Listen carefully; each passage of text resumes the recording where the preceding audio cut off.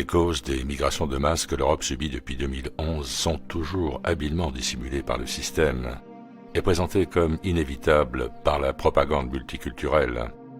Ce qu'ils veulent présenter comme un phénomène inévitable et spontané est en réalité un plan délibéré à long terme visant à détruire le visage du continent européen. L'un des principaux initiateurs du processus d'intégration européenne est l'homme qui a conçu le plan de génocide des peuples d'Europe. L'élite le considère comme le fondateur de l'Union européenne. Il s'appelle Richard Coudenhove-Kalergi. Son père était un diplomate autrichien nommé Heinrich von Coudenhove-Kalergi, lié à la famille byzantine des Kalergi, et à sa mère, la japonaise Mitsu Aoyama. En 1922, il fonde à Vienne le mouvement pan-européen qui vise à créer un nouvel ordre mondial fondé sur une fédération des nations dirigée par les États-Unis. L'intégration européenne serait la première étape de la création d'un gouvernement mondial. Parmi les premiers partisans, on trouve les hommes politiques tchèques Thomas Masaryk et Edward Benes, ainsi que le banquier Max Warburg, qui a investi les premiers 60 000 marks. Le chancelier autrichien Ignaz Sieperl et le prochain président de l'Autriche, Karl Renner, ont pris la responsabilité de diriger le mouvement pan-européen. Plus tard, des hommes politiques français tels que Léon Blum, Aristide Briand ou Alcide de Gasperi se joignent au mouvement.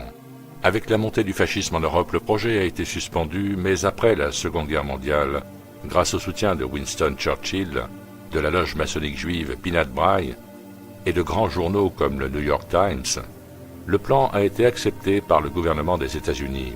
La CIA a ensuite entrepris de mener le projet à son terme. Dans son livre « Praktischer Idealismus », Kalergi indique que les habitants des futurs États-Unis d'Europe ne seront pas les peuples du vieux continent, mais des produits du métissage.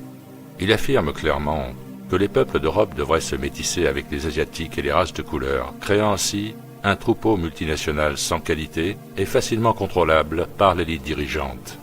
Kalergi élimine la notion de nation et d'autodétermination en recourant aux mouvements séparatistes ethniques et aux migrations de masse. Pour que l'Europe soit contrôlée par une élite, il veut transformer les gens en une race mixte, homogène de noirs, de blancs et d'asiatiques. Mais qui est cette élite? Kalergi est particulièrement éclairant à ce sujet. L'homme de demain sera métis. Les races et les classes d'aujourd'hui disparaîtront progressivement en raison de l'élimination de l'espace, du temps et des préjugés. La race eurasienne négroïde de l'avenir, semblable en apparence aux anciens Égyptiens, remplacera la diversité des peuples et la diversité des individus. Au lieu de détruire le judaïsme européen, l'Europe, contre son gré, a raffiné et éduqué ce peuple, le conduisant à son futur statut de nation de premier plan grâce à ce processus d'évolution artificielle. Et il n'est point surprenant que les personnes qui se sont échappées du ghetto-prison soient devenues la noblesse spirituelle de l'Europe. Ainsi, la compassion de l'Europe a créé une nouvelle race d'aristocrates. C'est ce qui s'est produit lorsque l'aristocratie féodale européenne s'est effondrée à cause de l'émancipation des Juifs grâce aux mesures prises par la Révolution française. Bien qu'aucun manuel ne mentionne Kalergi, ces idées sont les principes directeurs de l'Union européenne. La croyance selon laquelle les peuples d'Europe devraient être mélangés avec des Africains et des Asiatiques pour détruire notre identité et créer une seule race métisse est à la base de toutes les politiques communautaires visant à protéger les minorités. Non pas pour des raisons humanitaires, mais en raison des directives émises par le régime impitoyable qui machine le plus grand génocide de l'histoire. Le prix européen Coudenhove-Kalergi est décerné tous les 2 ans à des Européens qui ont excellé dans la promotion de ce projet criminel. Parmi les lauréats de ce prix figurent Angela Merkel et Herman Van Rompuy. L'incitation au génocide est également à la base des appels constants des Nations Unies qui exigent que nous acceptions des millions d'immigrants pour remédier au faible taux de natalité de l'Union européenne.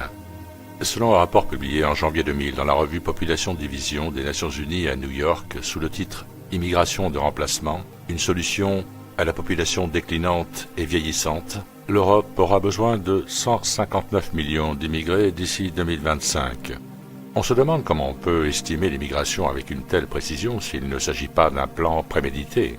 Il est certain que le faible taux de natalité pourrait facilement être inversé avec des mesures appropriées pour soutenir les familles.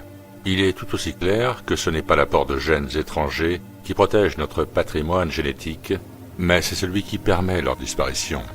Ces mesures ont pour seul but de dénaturer complètement notre peuple, d'en faire un ensemble de personnes sans cohésion nationale, historique et culturelle.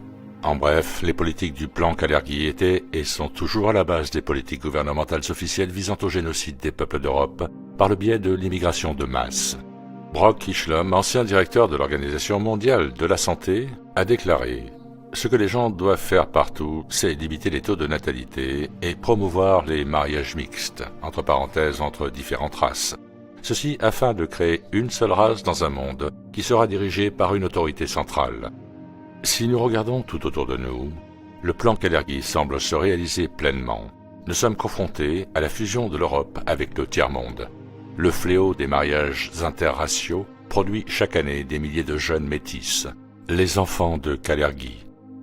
Sous la double pression de la désinformation et de la sidération humanitaire promue par les médias mainstream, on apprend aux Européens à renoncer à leurs origines, à leur identité nationale, raciale et culturelle.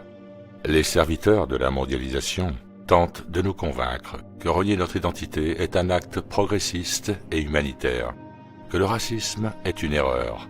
Il est plus que jamais nécessaire de contrer les mensonges du système, de réveiller l'esprit révolutionnaire des Européens. Chacun doit voir cette vérité, que l'intégration européenne est un génocide. Nous n'avons pas d'autre choix. L'alternative est le suicide national.